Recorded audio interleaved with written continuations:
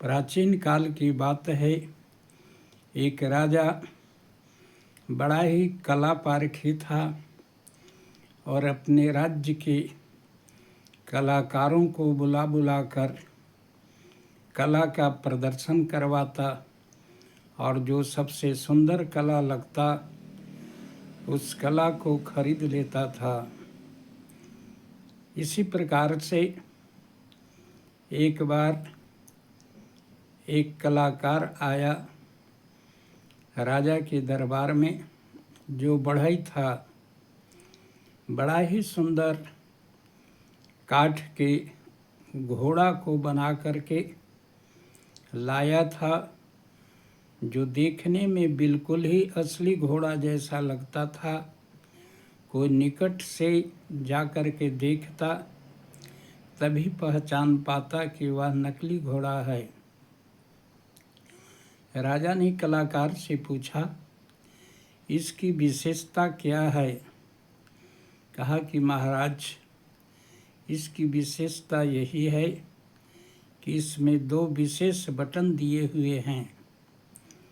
एक बटन को दबाइएगा तो यह पृथ्वी पर हवा से बात करते हुए बहुत तेज रफ्तार से दौड़ने लगता है, और दूसरी जो बटन है उसको दबाइएगा तो यह आसमान में उड़ने लगता है। राजा जो है बड़ा प्रसन्न हुआ और 1000 स्वर्ण मुद्राओं में उस घोड़ा को खरीद लिया। और एक दिन शिकार खेलने के लिए निकला और पृथ्वी पर वाले बटन को दबाया। घोड़ा बहुत ही तेज रफ्तार में हवा से बातें करते हुए दौड़ पड़ा। इतनी रफ्तार थी कि उसके सैनिक पीछे छूट गए। फिर राजा जो है खुश हो करके सोचा, जब पृथ्वी पर इतना तेज दौड़ता है तो देखूं आकाश में कितना तेज दौड़ता है, और दूसरा बटन दबा दिया। इस प्रकार से आकाश में बादलों के ऊपर जब जाने लगा तो राजा डर जाता है और पृथ्वी पर उतरने वाला बटन दबा देता है। पृथ्वी पर आ ही रहा था, तब तक बहुत तेज आंधी चली और एक पेड़ से घोड़ा टकरा जाता है और घोड़ा जो है चकनाचूर हो जाता है। और राजा उसी जंगल में संजोग था कि वह बच गया और एक पेड़ के नीचे गिर जाता है। कुछ देर आराम करने के बाद रात्रि हो गई थी। एक पेड़ पर चढ़ के जैसे तैसे रात काटा।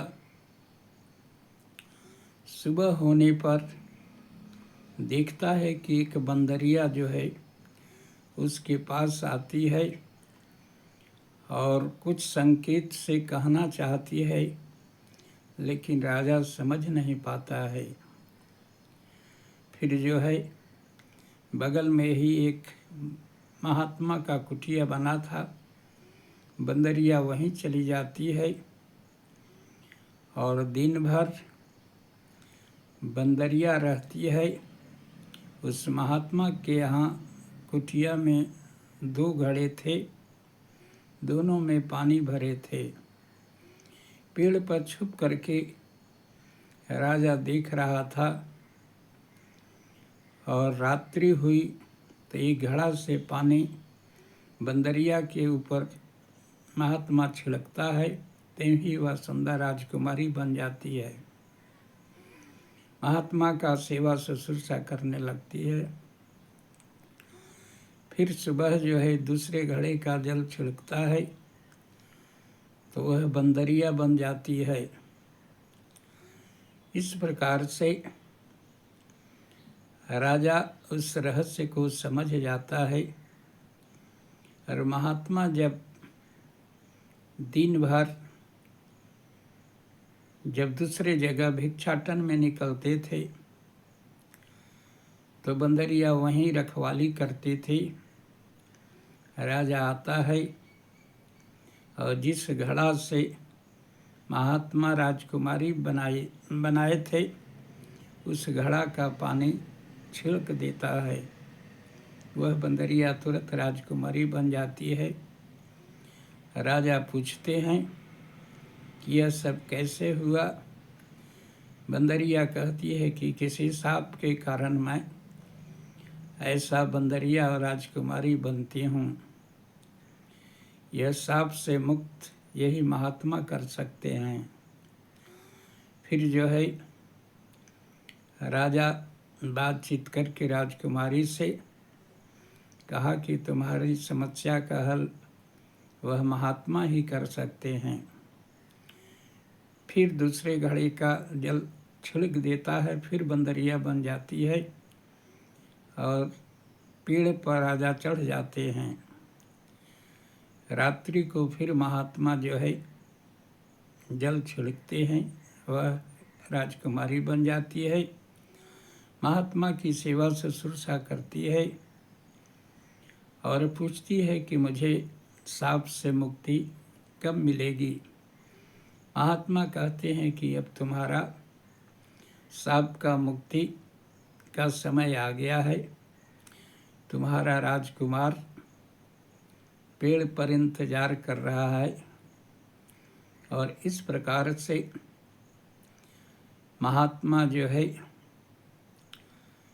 जल छिड़कते हैं और श्राप मुक्त कर देते हैं और सदा के लिए राजकुमारी बन जाती है। और महात्मा उसी राजकुमार के साथ जाकर के विवाह करने का प्रस्ताव रखते हैं और राजा खुशी खुशी उस राजकुमारी को लेकर के अपने राज्य में आ जाता है और खुशी खुशी विवाह कर लेता है।